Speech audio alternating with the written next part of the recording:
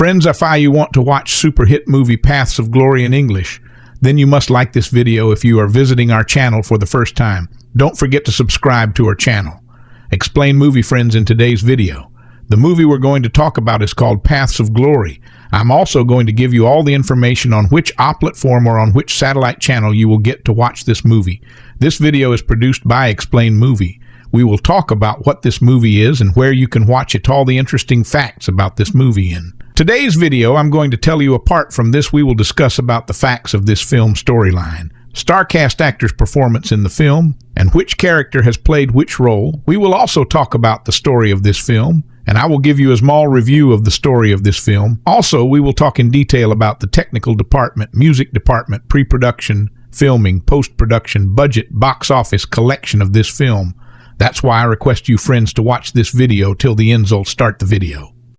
Paths of Glory is a 1957 American anti-war film directed by Stanley Kubrick from a screenplay he co-wrote with Calder Willingham and Jim Thompson. It is adapted from the 1935 novel of the same name by Humphrey Cobb, which was based on the Suain Corporal's affair during World War I. The film stars Kirk Douglas as Colonel Dax, the commanding officer of French soldiers who refuse to continue a suicidal attack, after which Dax defends them against charges of cowardice in a court-martial. It also features Ralph Meeker, Adolphe Menjou, George Macready, Wayne Morris, and Richard Anderson. The film was co-produced through Douglas's film production company, Bryna Productions, and a joint venture between Stanley Kubrick and James B. Harris, Harris Kubrick Pictures. Due to the film's negative depiction of the French military, it could not be filmed there and was instead shot in West Germany. It was likewise not released in France until 1972. Paths of Glory was released by United Artists on December 20th, 1957.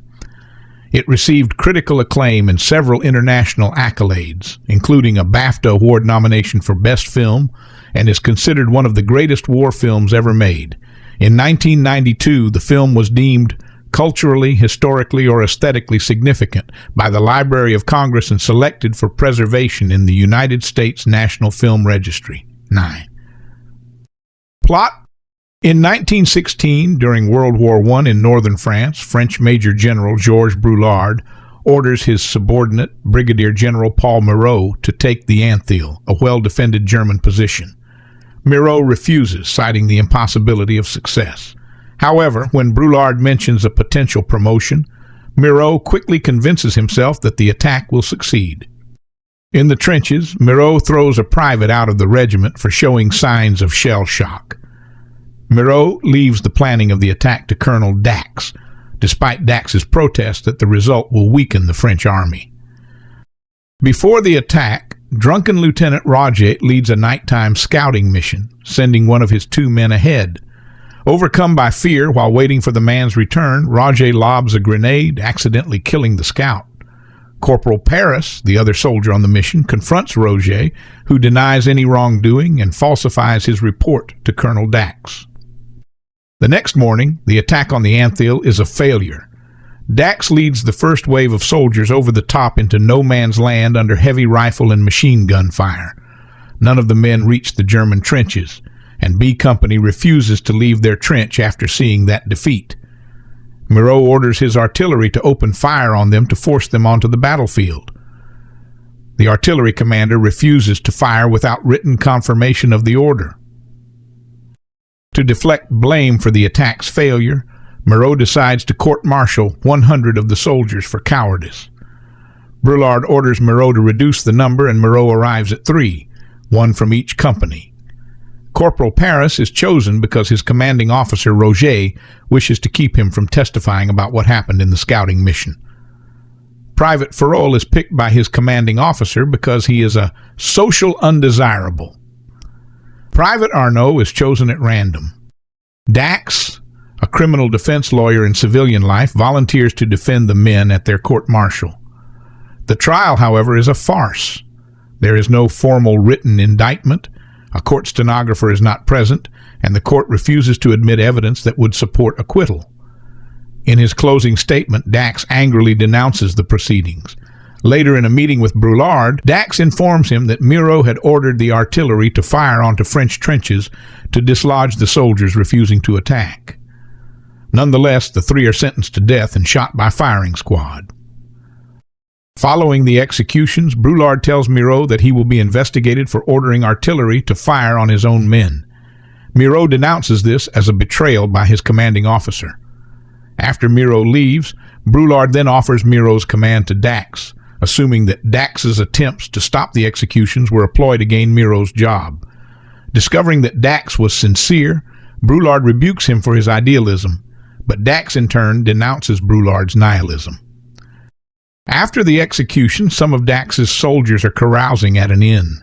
They become more subdued as they listen to and then join in with a captive German girl working as a barmaid and entertainer as she sings a sad German sentimental folk song, The Faithful Hussar. Dax leaves without informing the men that they have been ordered to return to the front and the continuing carnage of the trenches. Cast: Kirk Douglas as Colonel Dax, commanding officer, 701st Infantry Regiment. Ralph Meeker as Corporal Philippe Paris, 701st Infantry Regiment. Adolphe Menjou as Major General Georges Brulard, Corps Commander. George McCready as Brigadier General Paul Moreau, Divisional Commander. Wayne Morris as Lieutenant Rodgett, Company Commander, 701st Infantry Regiment. Richard Anderson as Major Saint-Aubin, Miro's aide-de-camp. Joe Turkel as Private Pierre Arnaud, 701st Infantry Regiment, credited as Joseph Turkel.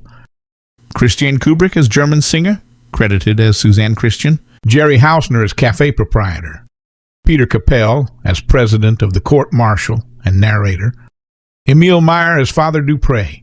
Bert Freed as Staff Sergeant Boulanger, 701st Infantry Regiment. Kim Dibbs as Private Lejeune, 701st Infantry Regiment. Timothy Carey as Private Maurice Farrell, 701st Infantry Regiment. Fred Bell as Shell-Shocked Soldier. John Stein as Captain Rousseau, Artillery Battery Commander. Harold Benedict as Captain Nichols, Artillery Liaison Officer. James B. Harris as Soldier in Attack, uncredited. Production. Background. The title of Cobb's novel came from the 9th stanza of Thomas Gray's poem Elegy Written in a Country Churchyard, 1751. The boast of heraldry, the pomp of power, and all that beauty, all that wealth ere gave, awaits alike the inevitable hour. The paths of glory lead but to the grave. The book was a minor success when published in 1935, retelling the true-life affair of 4 French soldiers who were executed to set an example to the rest of the troops. The novel was adapted to the stage the same year by Sidney Howard, World War I veteran and scriptwriter of Gone with the Wind. The play was a flop on Broadway because of its harsh anti-war scenes that alienated the audience. Nonetheless, Howard continued to believe in the relevance of the subject matter and thought it should be made into a film, writing, "It seems to me that our motion picture industry must feel something of a sacred obligation to make the picture." Fulfilling Howard's sacred obligation, Stanley Kubrick decided to adapt it to the screen after he remembered reading the book when he was younger. Kubrick and his partners purchased the film rights from Cobb's widow for $10,000. Gray's stanza reflects Kubrick's feelings about war as well, and that becomes clear in the narrative of the film. A long battle for something with such an unimportant name as the Ant Hill. Some of Kubrick's unrealized projects contain themes of war as well. Kubrick once told a New York Times journalist, "Man isn't a noble savage, he's an ignoble savage. He is irrational, brutal, weak, silly, unable to be objective about anything where his own interests are involved." That about sums it up. I'm interested in the brutal and violent nature of man because it's a true picture of him, and any attempt to create social institutions on a false view of the nature of man is probably doomed to failure. Paths of Glory is based loosely on the true story of the Souain Corporals affair when 4 French soldiers were executed in 1915 during World War I under General Géraud Réveillac for failure to follow orders. The soldiers were exonerated posthumously in 1934. The novel is about the French execution of innocent men to strengthen others' resolve to fight. The French army did carry out military executions for cowardice, as did most of the other major participants, excluding the United States of America and Australia. The United States sentenced 24 soldiers to death for cowardice, but the sentences were never carried out. However, a significant point in the film is the practice of selecting individuals at random and executing them as a punishment for the sins of the whole group. This is similar to the Roman practice of decimation, which was rarely used by the French army in World War I. Development. Kubrick said of his decision to make a war film, "One of the attractions of a war or crime story is that it provides an almost unique opportunity to contrast an individual or our contemporary society with a solid framework of accepted value, which the audience becomes fully aware of and which can be used as a counterpoint to a human, individual, emotional situation. Further, war acts as a kind of hothouse for forced, quick breeding of attitudes and feelings. Attitudes crystallize and come out into the open. Conflict is natural, when it would, in a less critical situation, have to be introduced almost as a contrivance, and would thus appear forced or even worse, false." Although Kubrick's previous film, The Killing, had failed at the box office, it had managed to land on several critical top 10 lists for the year. Doris Sherry, then head of production at Metro-Goldwyn-Mayer, liked the film and hired Kubrick and Harris to develop film stories from MGM's pile of scripts and purchased novels. Finding nothing they liked, Kubrick remembered reading Cobb's book at the age of 14 and the great impact it had upon him, and suggested it as their next project. Sherry strongly doubted the commercial success of the story, which had already been turned down by every other major studio. After Sherry was fired by MGM in a major shakeup, Kubrick and Harris managed to interest Kirk Douglas in a script version that Kubrick had done with Calder Willingham. After reading the script, Kirk Douglas was impressed and managed to get an advance for a $1 million budget from United Artists to help produce the film. Of the roughly $1 million budget, more than a third was allocated to Kirk Douglas's salary. Prior to the involvement of Douglas and his Brina production company, no studio had shown interest in the seemingly non-commercial subject matter and filming in black and white. MGM rejected the idea of the film based on fears that the film would be unfavorable to European distributors and audiences. United Artists agreed to back it with Douglas as the star. Writing. Kubrick eventually hired Calder Willingham to work on the script of Paths of Glory, 1957, of which Jim Thompson had written earlier drafts. The specific contributions by Kubrick, Thompson, and Willingham to the final script were disputed, and the matter went to arbitration with the Writers Guild. Willingham claimed that Thompson had minimal involvement in the final script of the film, claiming responsibility for 99% of Paths of Glory for himself, and that Thompson had not written any of the dialogue.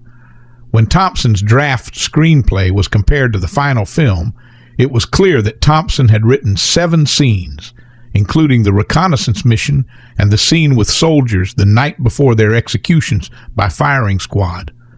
In the end, the Writers Guild attributed the script in the order of Kubrick, Willingham, and then Thompson.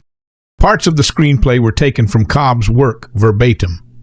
However, Kubrick made several changes to the narrative of the novel in his adaptation, most notably his shift of focus to Colonel Dax, as opposed to Paris, Ferrol, and Arnaud, as in the novel. One speculated addition is when General Miro says, "Show me a patriot, and I'll show you an honest man." And Colonel Dax responds that Samuel Johnson once said, "Patriotism is the last refuge of the scoundrel." Primarily, Kubrick and Thompson had added a happy ending to the film to make the film more commercial to the general public, where the men's lives are saved from execution at the last minute by the general. However, these changes were reversed back more closely to the original novel at the demand of Kirk Douglas. On the Criterion Collection Blu-ray, James B. Harris claims to have gotten this ending past distributors by sending the entire script instead of just the reversed ending, in the knowledge that those distributors would not read through the whole script again. After viewing the film, United Artists was happy with the changes and left the ending as it is. Citation needed. Production took place entirely in Bavaria, Germany, especially at the Schleißheim Palace near Munich. Timothy Carey was fired during production. He was reportedly extremely difficult to work with, even to the extent of faking his own kidnapping, holding up the whole production. He was replaced in the scenes remaining to be shot with a double. The film cost slightly less than $1 million and just about broke even. Due to having 3 years military training, around 600 German police officers were used as extras for soldiers. The last scenes filmed were those that take place on the battlefield. For the construction of the battlefield, Kubrick hired 5,000 square yards, 0.4 hectares of land from a local farmer. It took Kubrick a month to set up the filming of the assault, arranging props and tearing up the field to look like a war zone. For the filming of the battle sequence, the battlefield was divided into 5 regions where explosive charges were specifically placed. This made it easier for Kubrick to film the dying of extras, as he split the extras into 5 groups, one for each of the regions, and each man would die in his own zone by an explosion that was near him. An early critical test of Kubrick's obsession with control on the set came during the making of Paths of Glory. As recalled by Kirk Douglas, he made the veteran actor Adolphe Menjou do the same scene 17 times. "That was my best reading," Menjou announced. "I think we can break for lunch now." It was well past the usual lunchtime, but Kubrick said he wanted another take. Menjou went into an absolute fury. In front of Douglas and the entire crew, he blasted off on what he claimed was Kubrick's dubious parentage and made several other unprintable references to Kubrick's relative greenness in the art of directing actors. Kubrick merely listened calmly, and after Menjou had spluttered to an uncomplimentary conclusion, said quietly, "All right, let's try the scene once more." With utter docility, Menjou went back to work. "Stanley instinctively knew what to do," Douglas says. The only female character in the film, the woman who sings The Faithful Hussar, is portrayed by German actress Christiane Harlan, credited in the film as Suzanne Christian. She and Kubrick later married. The couple remained together until his death in 1999, 36. It was on set that they originally had met. Kubrick's use of visual imagery and mise-en-scene. Paths of Glory employs both camera work and audio cues to create a sense of realism, thus making it easier for the audience to sympathize with the plight of the accused soldiers. In the beginning of the film, a snare drum plays, and the music is reminiscent of war-era newsreels. During the battle sequences, the camera keeps pace with the soldiers, but in other ways, the shots look like old trench warfare footage from World War I. The film's choice of black and white further emphasizes its similarity to the actual newsreels of the conflict. Richard Anderson, who played the acerbic prosecutor, recalled of Kubrick, "As soon as we started shooting, I knew immediately what Stanley was interested in. The shot. Always the shot. He worked with George Krauss, the German cinematographer, to make sure that everything looked like a newsreel of World War I. Kubrick had studied many photographs of the war in the library. The film was low-keyed and had a grainy look to it. That's what Stanley was interested in." Kubrick's vision of war was far bleaker than that of some other films of the era, which also influenced the director's choice to shoot the picture in black and white. The visuals also allow the audience to see the difference between life in the trenches and life in the command. From the opulent mansion of the high-ranking officers, the audience notices wide shots from the exterior and the interior.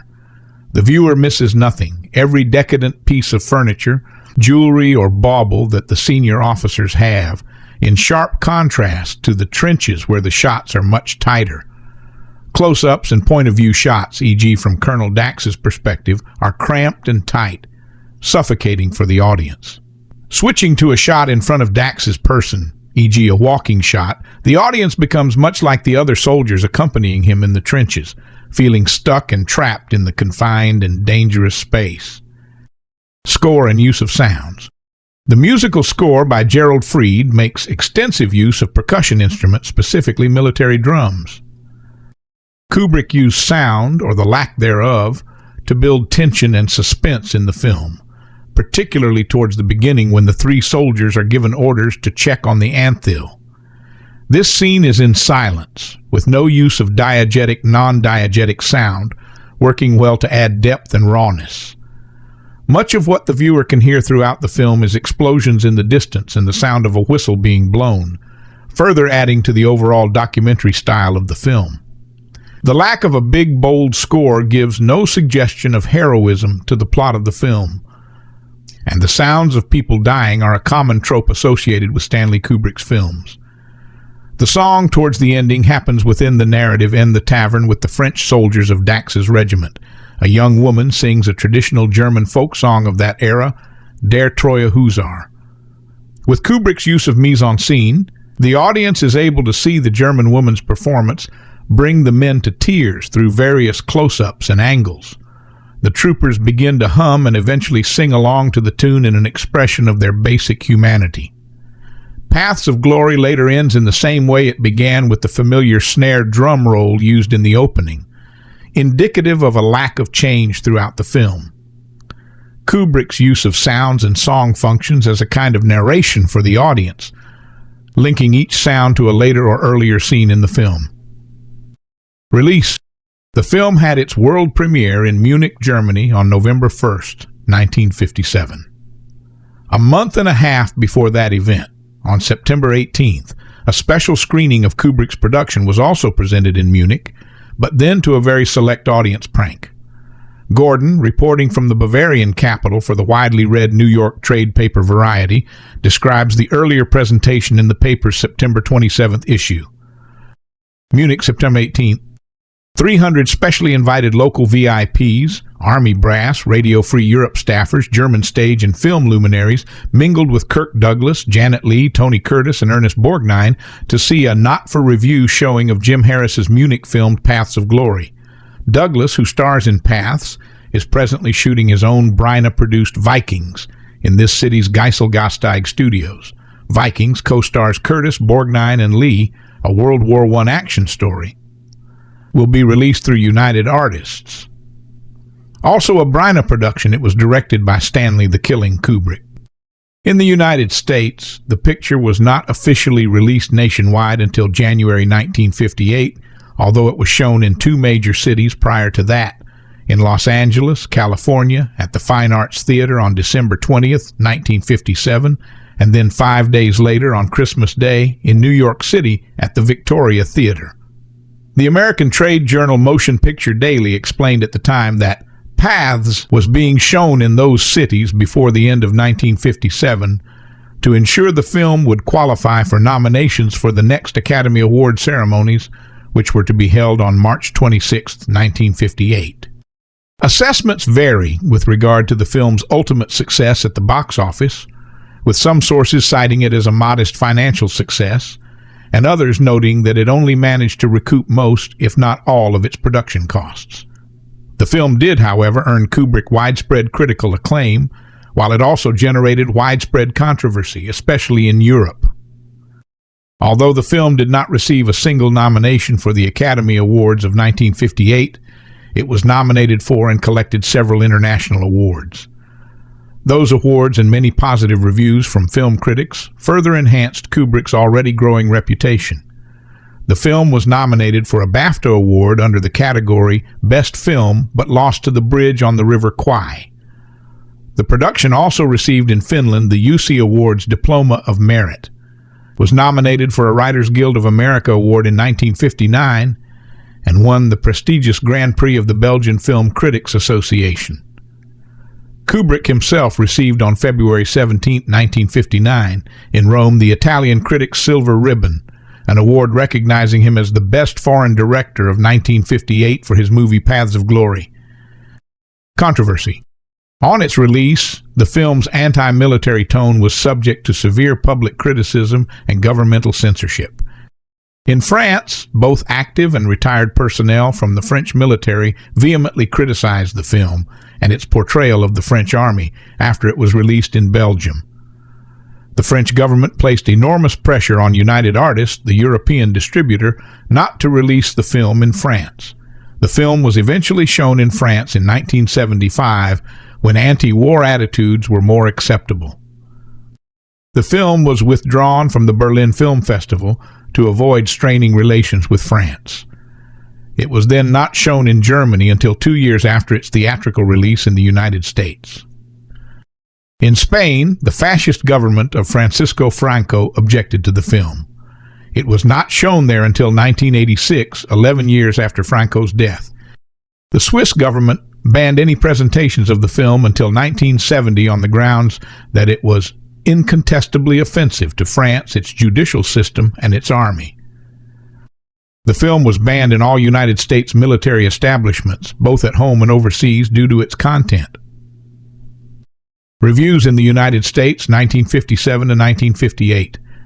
Despite the film's harsh reception in Europe by various governments, French war veterans, and media outlets in the months after the motion picture's initial screenings in the United States, reactions to Kubrick's production featured in American newspapers and trade publications were generally positive. Nevertheless, perceived deficiencies in the film's structure and content were expressed by some of the nation's leading reviewers in 1957 and 1958. Issues with colloquial English dialogue. In his December 26, 1957 review for the New York Times, Bosley Crowther credits Kubrick for creating a visually terrific, highly intense picture. In particular, Crowther draws attention to the story's execution scene, which he describes as one of the most craftily directed and emotionally lacerating that we have ever seen. He does, though, also identify two troubling flaws that he saw in the film, one being within the realm of technique, the other within the realm of significance. We feel that Mr. Kubrick and Mr. Douglas have made a damaging mistake in playing it in colloquial English, with American accents and attitudes, while studiously making it look as much as possible like a document of the French army in World War I. The illusion of reality is blown completely whenever anyone talks. As for the picture's significance, it comes to an inconclusive point. Its demonstration of injustice is like an exhibit in a bottle in a medical museum. It is grotesque, appalling, nauseating, but so framed and isolated that when you come away, you are left with the feeling that you have been witness to nothing more than a horribly freakish incident. The absence of any spoken French or suitably accented English dialogue in a highly focused portrayal of French soldiers continued to be a point of debate in American critical analysis of Paths of Glory. Philip K. Scheer, who wrote about films for the Los Angeles Times from the 1920s to 1967, was another reviewer who addressed the issue again in the newspaper's January 16, 1958 edition.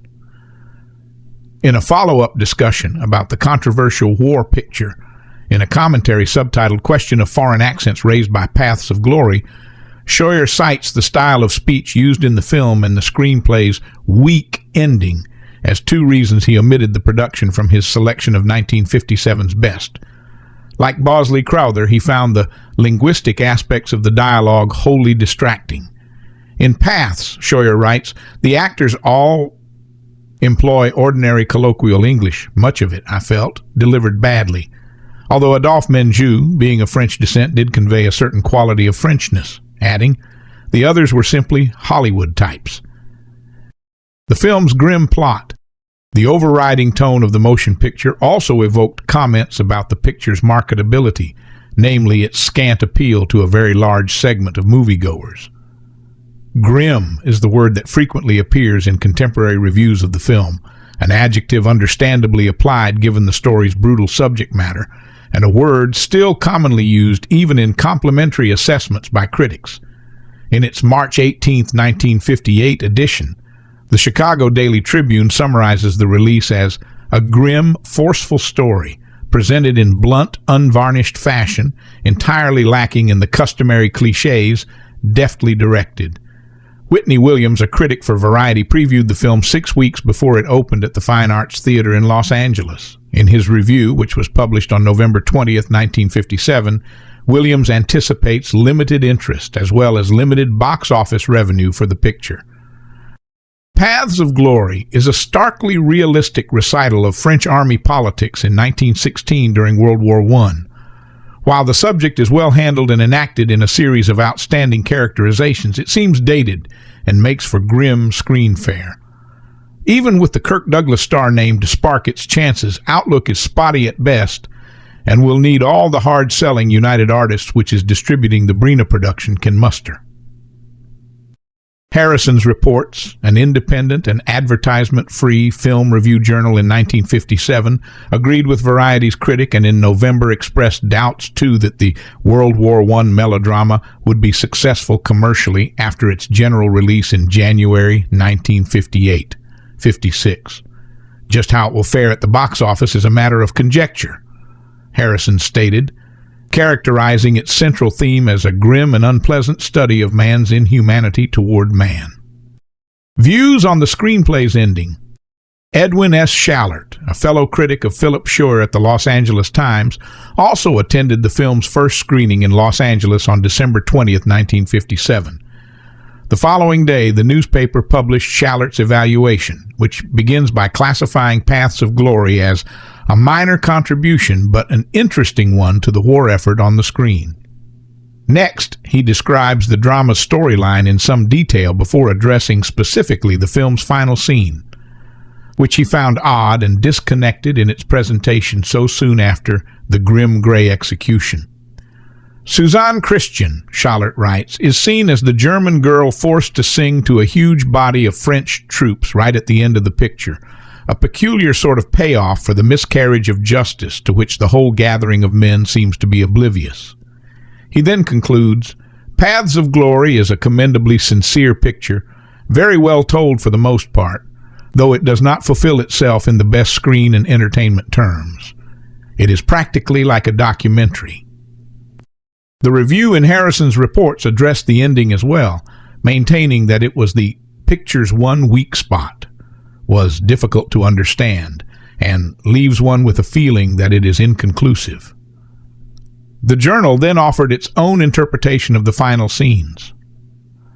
From Harrison's perspective, as Colonel Dax is returning to his quarters after his confrontations with his superior officers, he notices his soldiers enjoying themselves in a cafe. It disgusts him to think that they had so quickly forgotten their executed comrades, but he compassionately realizes that life must go on.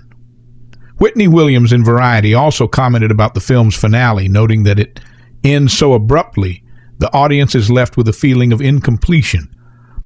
Other assorted critics in newspapers and trade publications viewed the film's ending and the production's significance cinematically far differently than the cited critics at the Los Angeles Times or the reviewers for Harrison's Reports and Variety.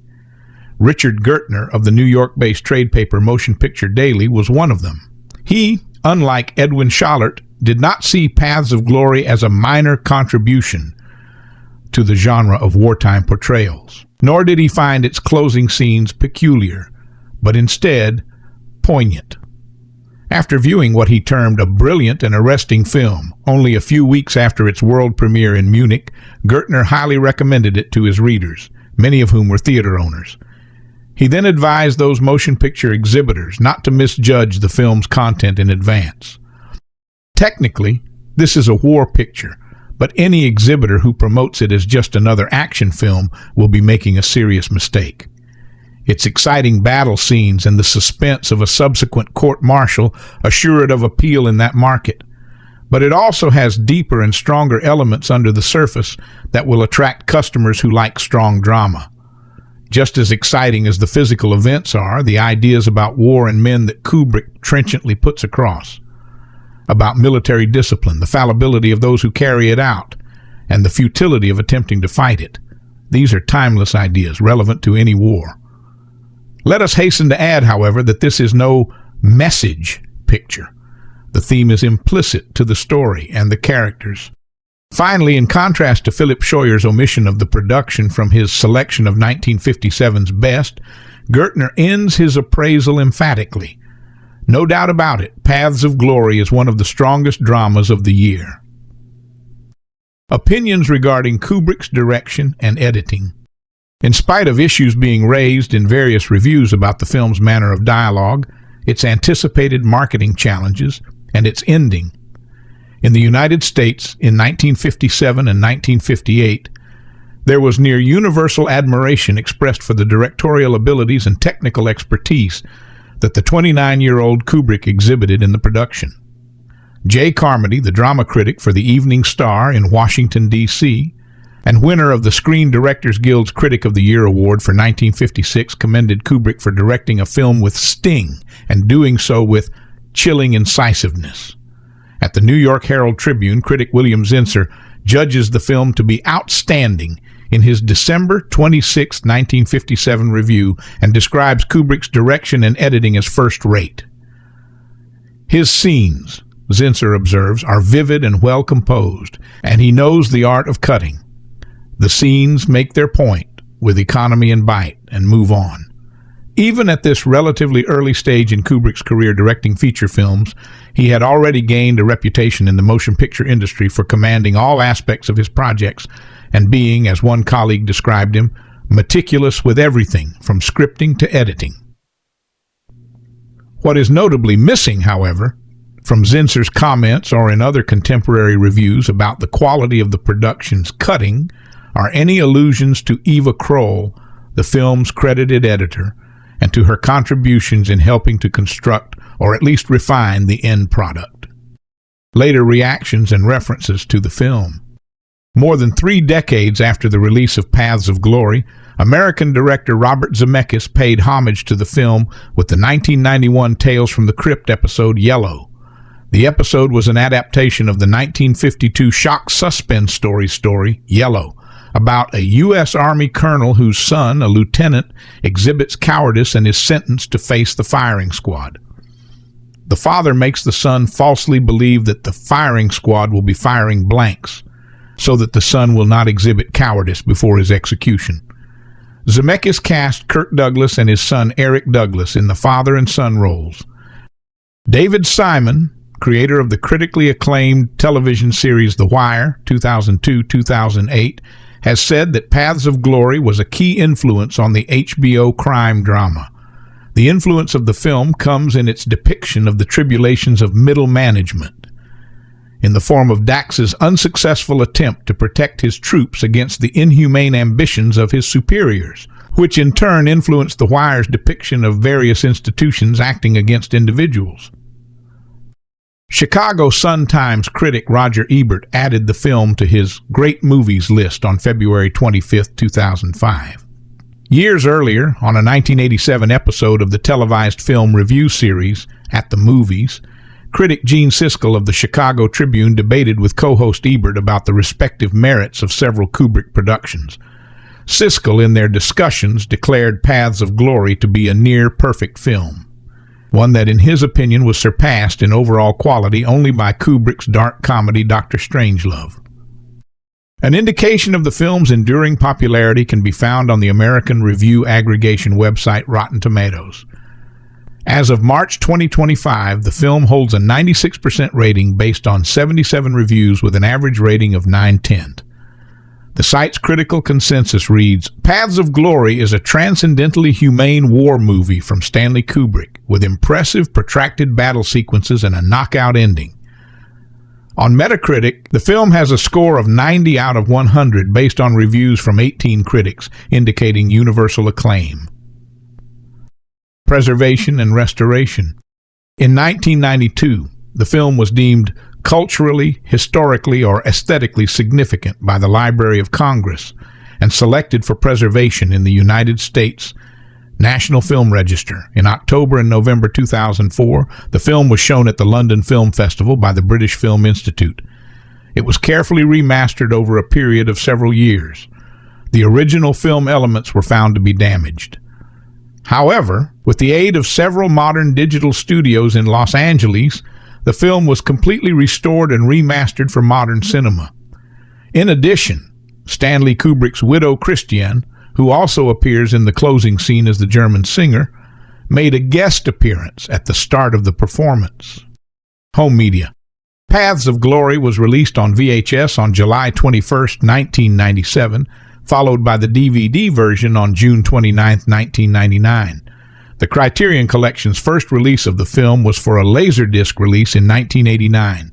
The film was released on DVD and Blu-ray by the Criterion Collection with a high-definition digital transfer on October 26, 2010. In 2022, Kino Lorber have detailed their upcoming 4K Blu-ray release of the film, restored from the original camera negative. This release also features an audio commentary by critic Tim Lucas. This edition was released on August 23, 2022. Paths of Glory Review. It is arguably the best film about the First World War and still has a reasonable claim to being Stanley Kubrick's best film. Paths of Glory 1957 is now re-released for the 1914 anniversary. This brilliant tale of macabre futility and horror in the trenches was adapted by Kubrick, Calder Willingham, and pulp master Jim Thompson from a 1935 novel by Herbert Cobb, in turn inspired by a real incident. George Macready plays General Moreau, an officer who in 1916 orders a suicidally pointless attack on a German stronghold, and after the inevitable fiasco orders 3 men to be chosen by lot to be shot for cowardice. Moreau is a cousin to Sterling Hayden's Brigadier General Jack D. Ripper in Dr. Strangelove. Calculating percentages of acceptable loss is something that happens in both films. The resulting execution scene is like a nauseous non-crucifixion. 3 thieves without Christ, or 3 Christs without a thief.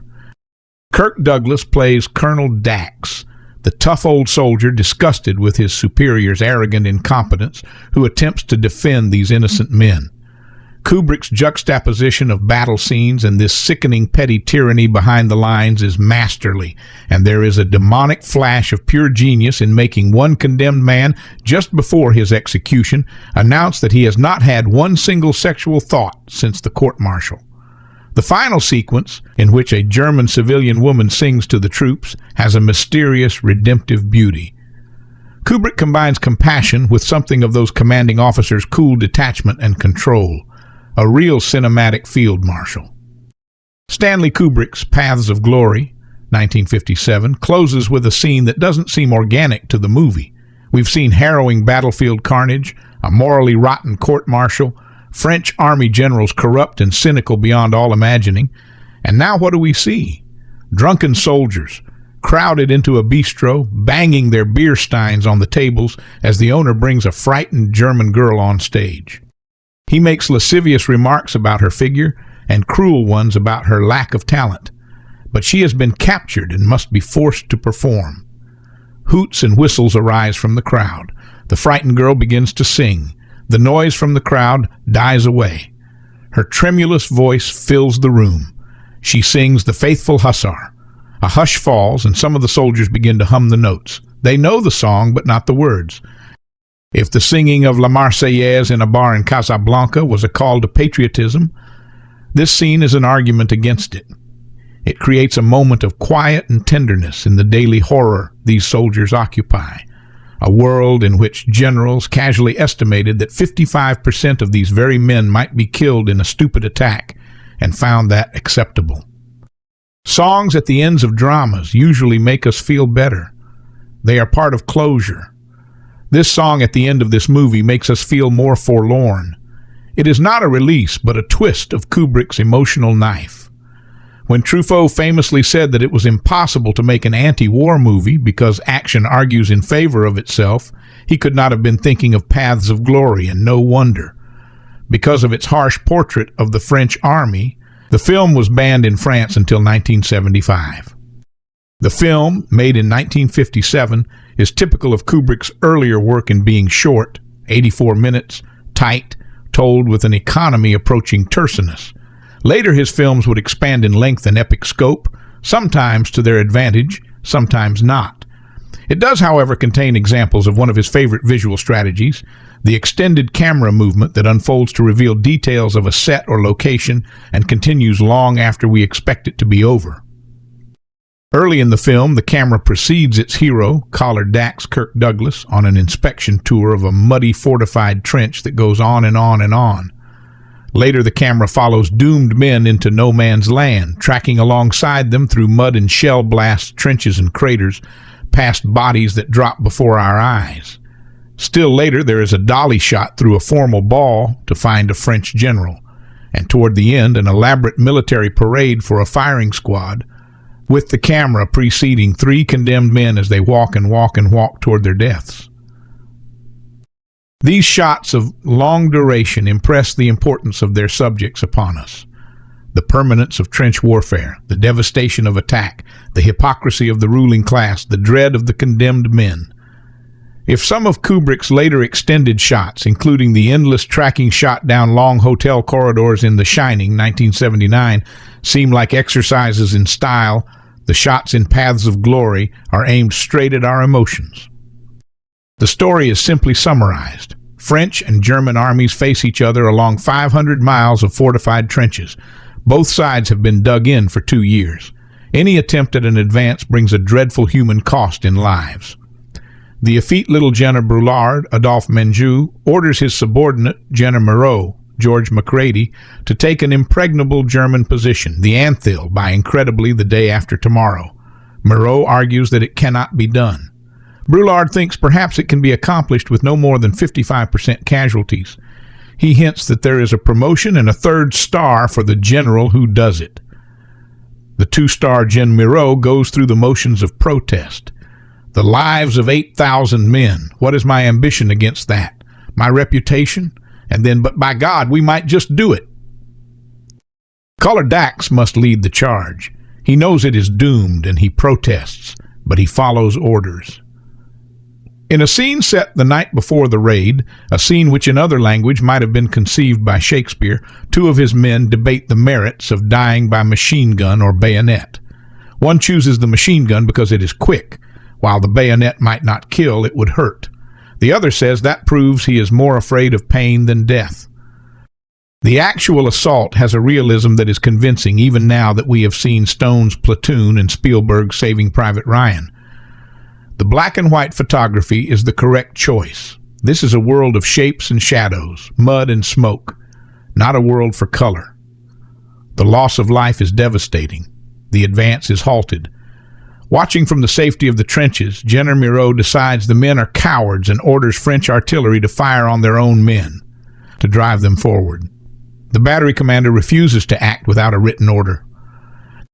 At the end of the day, to save face and protect his promotion, Moreau orders that 3 men, 1 from each company, must be executed for cowardice. 1 is chosen by lot, 1 because he is socially undesirable, 1 because he was an eyewitness to the cowardice of a superior officer who abandoned a comrade on a reconnaissance mission. Dax is outraged and asks to act as defense counsel before the military tribunal, which is, as we expect, a farce. When Dax argues for the defense that any further advance was impossible, the prosecutor snaps. If it was impossible, the only proof of that would be their dead bodies at the bottom of the trenches. The survivors are obviously cowards then because they are alive. That night, the condemned men share the same cell. "Do you see that cockroach?" one says. "Tomorrow morning I'll be dead and it will be alive." The film until this point has been bitter and unromantic, but we think we glimpse a turn in the plot. Dax learns of Moreau's order to fire French artillery at French troops. He finds General Brulard at a fancy ball and informs him of Moreau's artillery order. In any conventional war movie, in a film made by 99 directors out of 100, there would be an 11th hour reprieve. The condemned men would be spared and the stupid and treacherous Moreau would be publicly humiliated. Not here. Kubrick finds a way to draw all his story threads tight without compromising his harsh and unforgiving theme. The plot is resolved, yes, but cruelty and duplicity survive, and private soldiers are still meaningless pawns. Brulard believes the executions will be a perfect tonic for the army. One way to maintain discipline is to shoot a man now and then. Paths of Glory was the film by which Stanley Kubrick entered the ranks of great directors, never to leave them. When I interviewed Kirk Douglas in 1969, he recalled it as the summit of his acting career.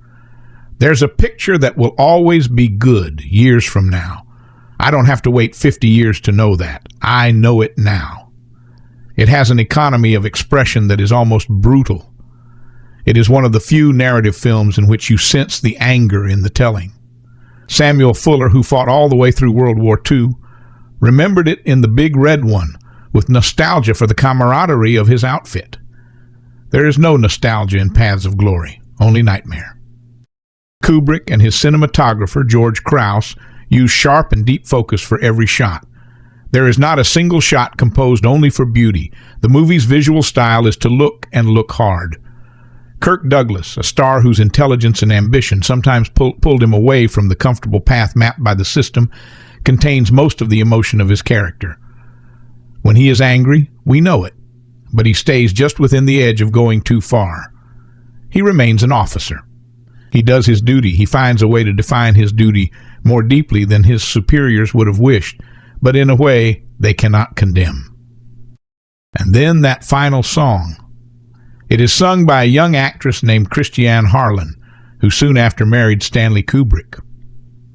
One day in the summer of 2000, I visited her on their farm outside London, and we walked through the garden to the boulder engraved with Kubrick's name under which he rests. I wanted to tell her how special and powerful that scene was, how it came out of nowhere to provide a heartbreaking coda, how by cutting away from his main story, Kubrick cut right into the heart of it. But it didn't seem like the moment for film criticism, and I was sure she already knew whatever I could tell her. Kirk Douglas had one of the most iconic careers in Hollywood, starring in classic movies like Spartacus, Ace in the Hole, and 20,000 Leagues Under the Sea. However, Douglas also teamed up with legendary director Stanley Kubrick in 1957 to create one of the greatest anti-war films ever made, the renowned Paths of Glory. In Paths of Glory, Douglas stars as Colonel Dax, a woebegone commanding officer in the French army who faces off against his superior officers to defend 3 soldiers accused of cowardice. While the film received critical acclaim upon its release and is today considered one of the most impactful war films in history, it faced censorship in Europe and was banned outright in France, Spain, and even Switzerland. Like other classic anti-war films that defined their genre, Paths of Glory defied political conventions, refusing to shy away from its portrayal of military corruption and injustice. Though Douglas is most remembered as the shirtless leading man of the 1950s, his performance as Dax in Paths of Glory is defined not by heroics, but by moral convictions.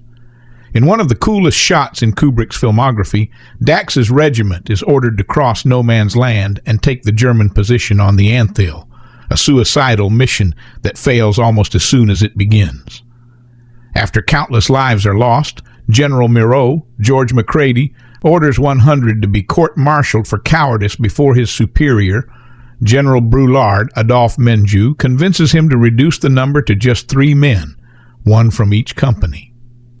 In one of the movie's most iconic scenes, Dax gives an impassioned speech before the court, declaring that the case is a mockery of all human justice.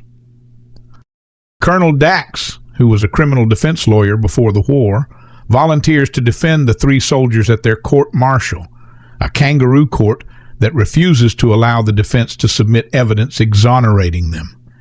In one of the movie's most iconic scenes, Dax gives an impassioned speech before the court, declaring that the case is a mockery of all human justice. His pleas are no use, though, and the 3 men are sentenced to death by the firing squad the next day. The portrayal of the French higher ranks as arrogant and corrupt in Paths of Glory was met with immediate controversy in Europe, barely 10 years removed from the Second World War and still reeling from its vast destruction. Unsurprisingly, the French government took the greatest issue with Kubrick's film, banning its release and distribution in the nation until 1975. The film was also banned in Spain under dictator Francisco Franco, as well as in Switzerland and West Germany, both wishing to avoid upsetting diplomatic ties with the French. However, censorship did not prevail over Paths of Glory, and the film has gone on to win commercial and critical success, and is considered by many to be one of the most impressive war movies ever created. The film's unflinching morality in the face of despicable corruption separates it from your typical wartime picture, and Kirk Douglas's brilliant performance as the face of that righteousness carries Paths of Glory to heights otherwise unobtainable. French general, and toward the end an elaborate military parade for a firing squad with the camera preceding 3 condemned men as they walk and walk and walk toward their deaths. These shots of long duration impress the importance of their subjects upon us. The permanence of trench warfare, the devastation of attack, the hypocrisy of the ruling class, the dread of the condemned men. If some of Kubri's later extended shots, including the endless tracking shot down long hotel corridors in The Shining, 1979, seem like exercises in style, the shots in Paths of Glory are aimed straight at our emotions. The story is simply summarized. French and German armies face each other along 500 meters of fortified trenches. Both sides have been dug in for 2 years. Any attempt at an advance brings a dreadful human cost in lives. The Little General Brillard Adolphe Menjou orders his subordinate General Miro George Macready to take an impregnable German position, the Antille, by incredibly the day after tomorrow. Miro argues that it cannot be done. Brillard thinks perhaps it can be accomplished with no more than 55%. Casualties. He hints that there is a promotion and a 3rd star for the general who does it. The 2-star General Miro goes through the motions of protest, the lives of 8,000 men. What is that my reputation? And then, but by God, we might just do it. Colonel Dax must lead the charge. He knows it is doomed, and he protests, but he follows orders. In a scene set the night before the raid, a scene which in other language might have been conceived by Shakespeare, 2 of his men debate the merits of dying by machine gun or bayonet. One chooses the machine gun because it is quick, while the bayonet might not kill, it would hurt. The other says that proves he is more afraid of pain than death. The actual assault has a realism that is convincing, even now that we have seen Stone's Platoon and Spielberg's Saving Private Ryan. The black and white photography is the correct choice. This is a world of shapes and shadows, mud and smoke, not a world for color. The loss of life is devastating. The advance is halted. Watching from the safety of the trenches, General Miro decides the men are cowards and orders French artillery to fire on their own men to drive them forward. The battery commander refuses to act without a written order. At the end of the day, to save face and protect his promotion, Miro orders that 3 men, none from each company, must be executed for cowardice. One is chosen by lot, one because he's socially undesirable, one because he was an eyewitness to the cowardice of a superior officer who abandoned a comrade on a reconnaissance mission. Dax is outraged and asked to act as defense counsel before the military tribunal, which is, as we expect, a farce. When Dax argues for the defense that any further advance was impossible, the prosecutor snaps. If it was impossible, the only proof of that would be their dead bodies at the bottom of the trenches. The survivors are obviously cowards then because they are alive. That night, the condemned men share the same cell. Do you see that cockroach? One says, tomorrow morning I'll be dead, and it will be alive. The film until this point has been bitter and unromantic, but we think we glimpse a turn in the plot. Dax learns of Morrow's order to fire French artillery at French troops. He finds General Bard at a fancy ball and informs him of Morrow's artillery order. In any conventional war movie in a film made by 99 directors out of 100, there would be an 11th hour reprieve. The condemned men would be spared, and the stupid and treacherous Moreau would be publicly humiliated. Another Kubrick finds a way to draw all his story threads tight without compromising his harsh and unforgiving theme. The plot is resolved, yes, but cruelty and duplicity survive, and private soldiers are still meaningless pawns. Bard believes the executions will be a perfect tonic for the army. One way to maintain discipline is to shoot a man now and then. Paths of Glory was by which Stanley Kubrick entered the ranks of great directors, never to leave them. When he interviewed Kirk Douglas in 1969, he called it as the summit of his acting career. There's a picture that will always be good years from now. I don't have to wait 50 years to know that. I know it now. It has an economy of expression that is almost brutal.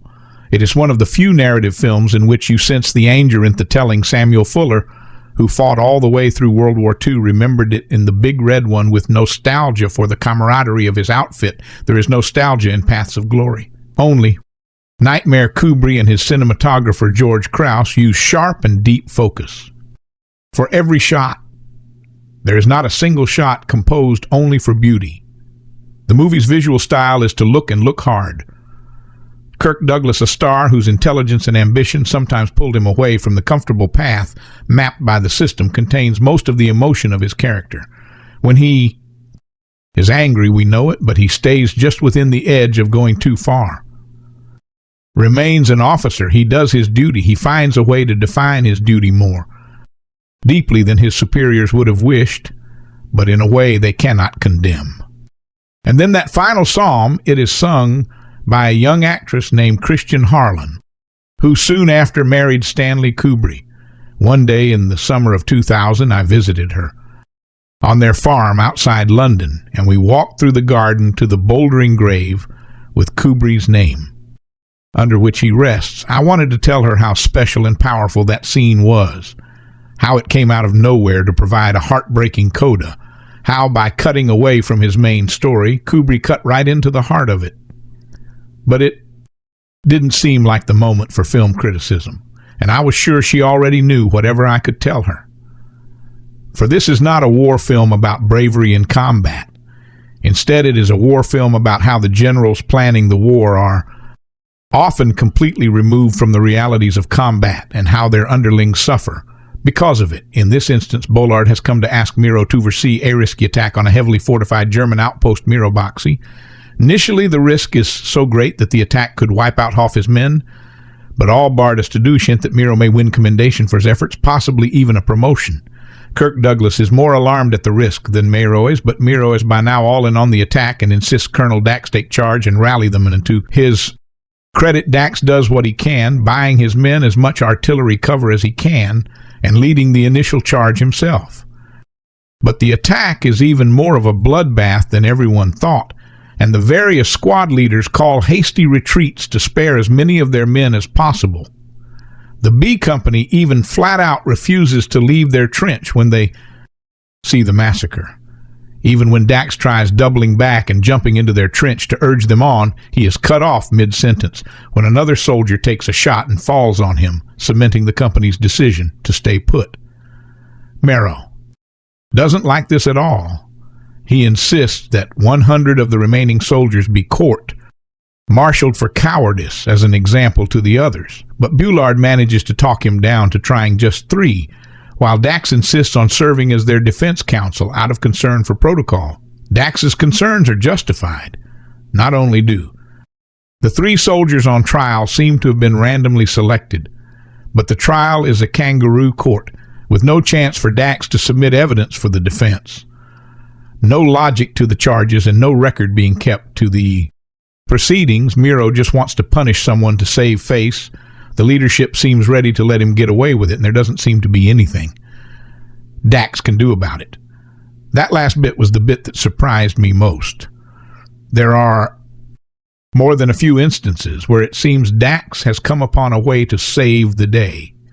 An impassioned appeal to the jurors, pages of testimonials on their behalf, an account of some shady hijinks from Miro.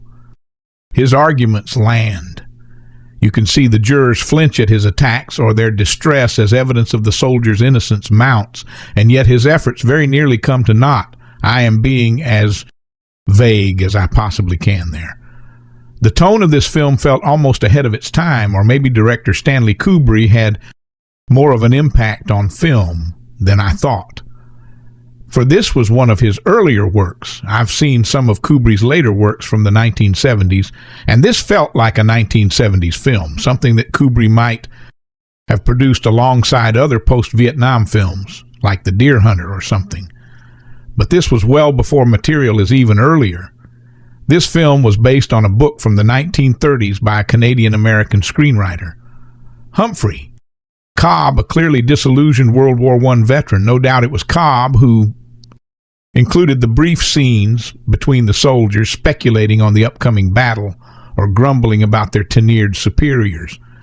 But I suspect Kubrick had a big hand in an early scene where Miro is strolling through the trenches on his way to speak to Dax, every so often stopping to jovially ask random soldiers, "So are you ready to kill more Germans?" followed in one case by Miro indignantly discharging one soldier when it becomes clear the man is shell-shocked.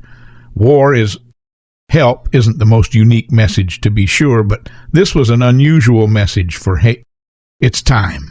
This was also a time when there were many heroic war movies celebrating battles from World War II, celebrating the general morose of the war, and conveniently overlooking the Colonel Daxes. I love The Dirty Dozen 1967 Midway, 1976, and The Guns of Navarone 1961 for Memorial Day. But I tried to make some new Memorial Day memories by watching the Stanley Kubrick movie, which I found was pretty darn intense. Roger Ebert once listed this film as one of the best, and other critics have also named this film one of the best of all time, but I personally didn't see it until this Memorial Day. Certainly 1987 are seen on television all the time, but this film isn't. I think that may be because it has a downer of an ending. With that in mind, I had to see for myself if this film lived up to the hype.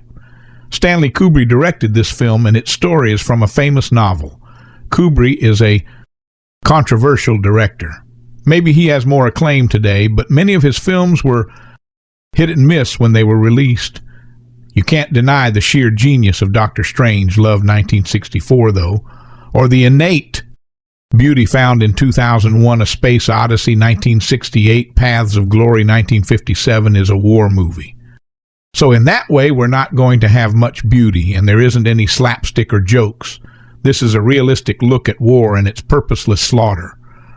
Perhaps similar to Sergio Leone's main point in The Good, the Bad, and the Ugly 1966. This movie stars Kirk Douglas. He was age 41. It was not even close to his first movie, and it was not his last. He starred in my favorite Kirk Douglas movie, 20,000 Leagues Under the Sea, in 1954.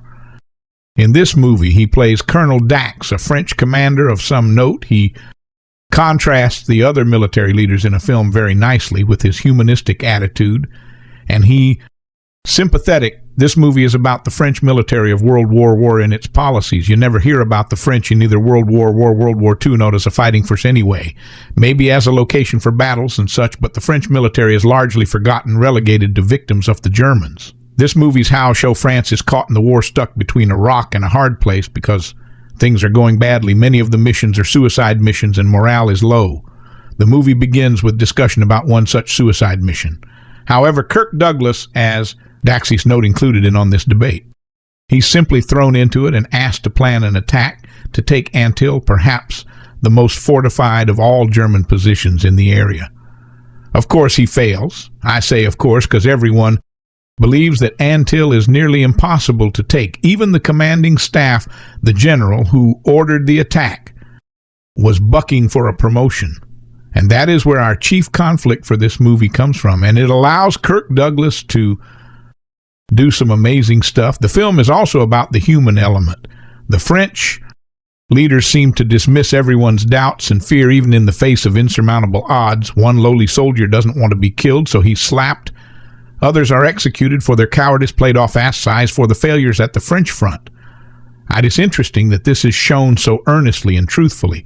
Mendo gets cared, men are not art as rocks. Even in war, humanity is important. While the French leaders combat fear with bullets, Dax believes in the human element and in more realistic objectives.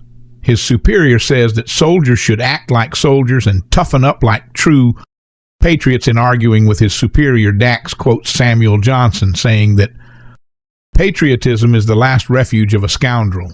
It's kind of amusing, as Dax didn't really mean to insult his boss, or at least didn't intend to. However, he just can't get over how he's supposed to take the Antille. It's impossible. The above simple quote pretty much sums up the feelings of all the men, every single one of them. During the famous trench walk scene, Dax sees this feeling firsthand. He doesn't even flinch, which is a testament to the military prowess and toughness of the man. The movie makes us wonder if a man can be a realistic officer but still be a hero.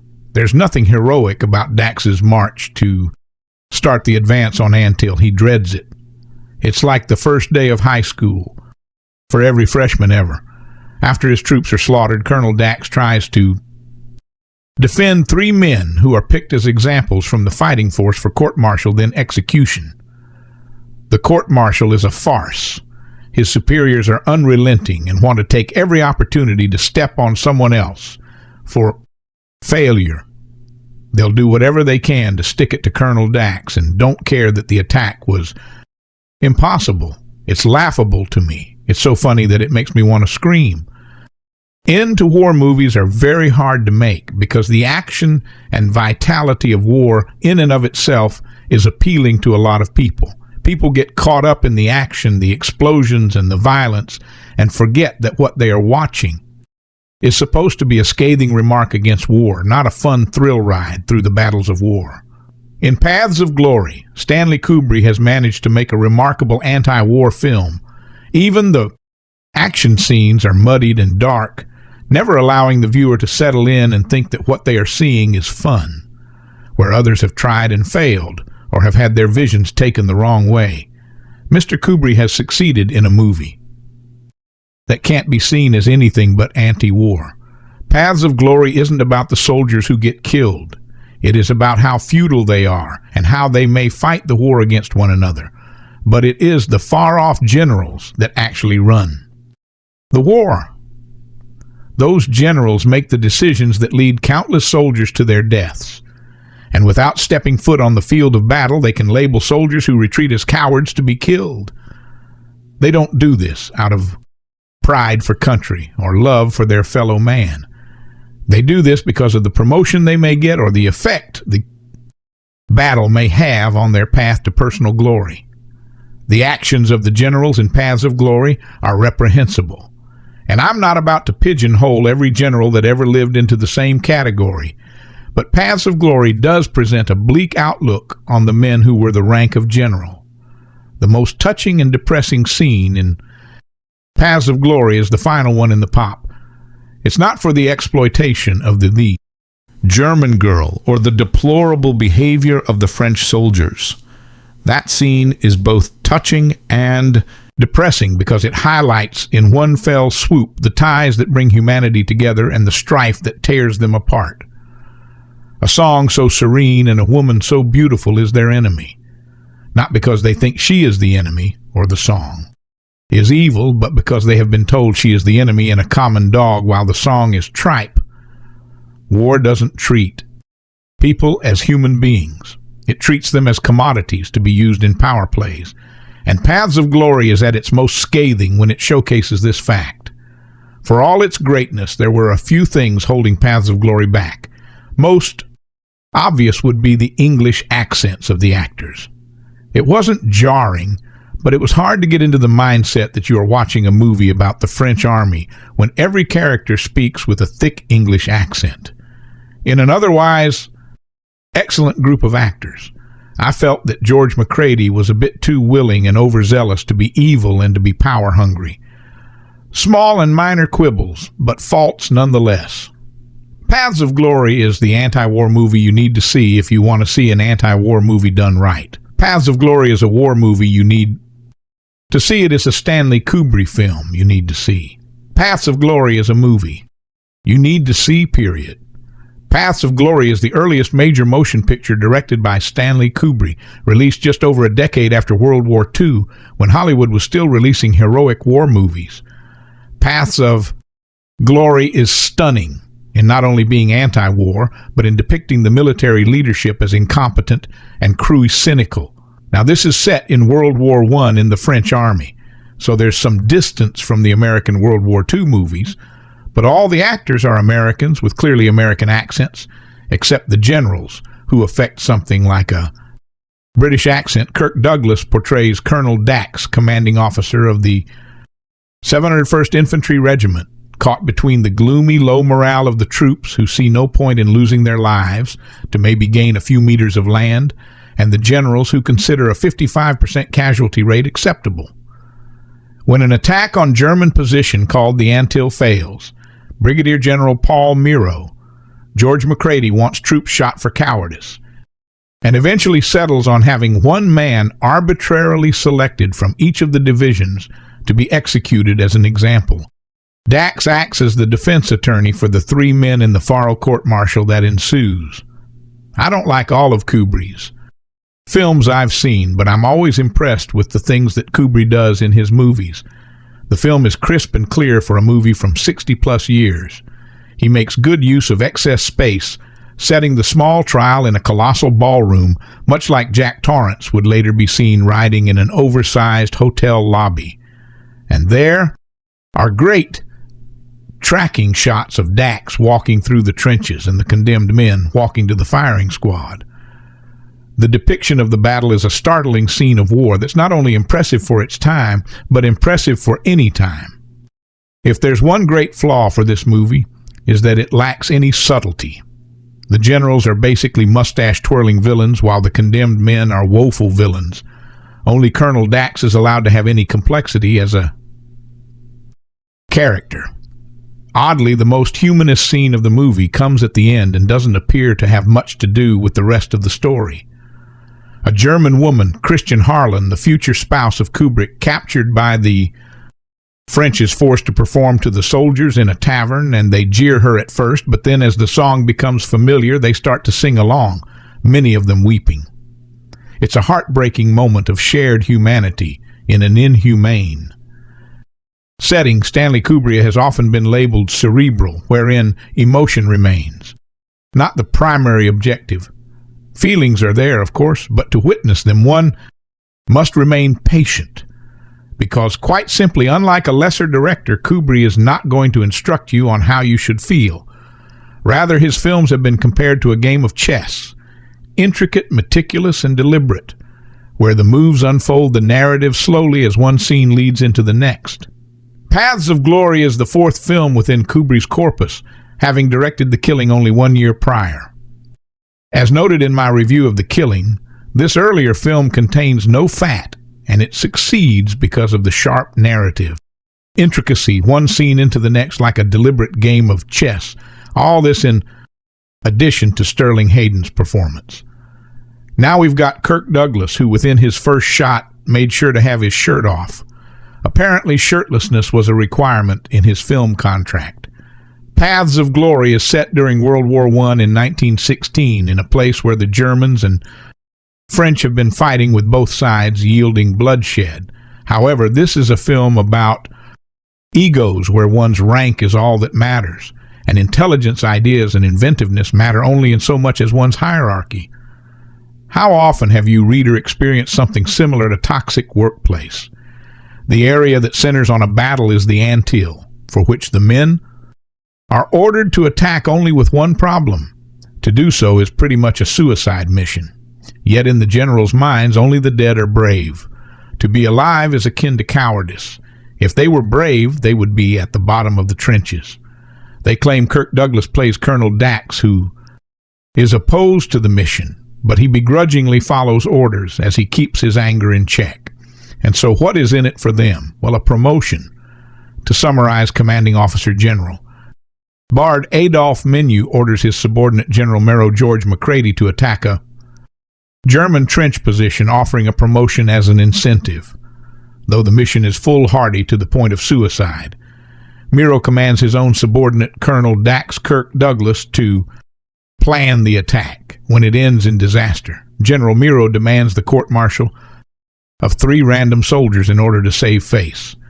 The film, which shares the same set as The Mansion from last year of Merry and Bad, is based on a novel by Humphrey Cobb and was banned in France until the mid-1970s for its depiction of the cruel French army.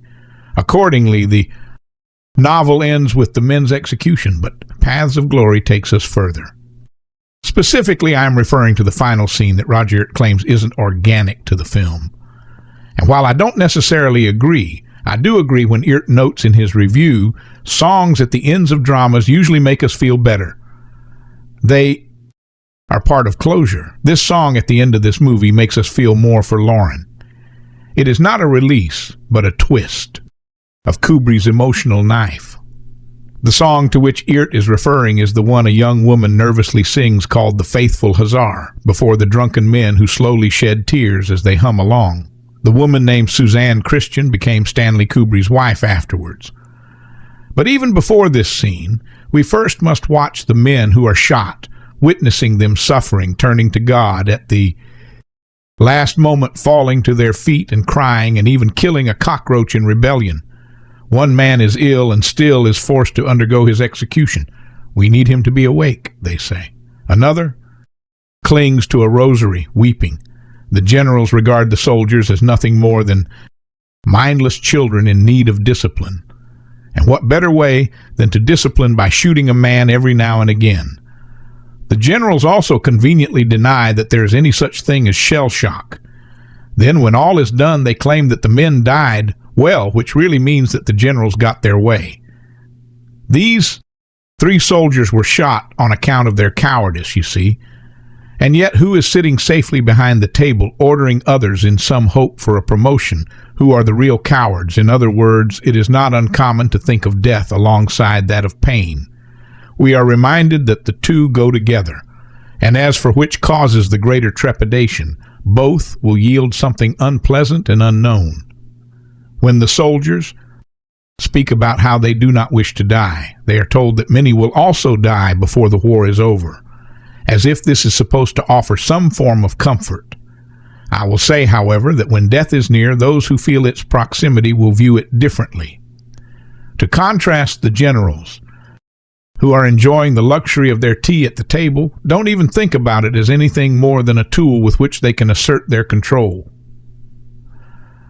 Paths of Glory carries the early hallmarks of a great Kubrick film, the long winding shots of the men in the trenches, a technique that would later be applied in the garden, within the shining the courtroom setting, which evokes an atmosphere of the final room in 2001, A Space Odyssey, and of course the war room drama.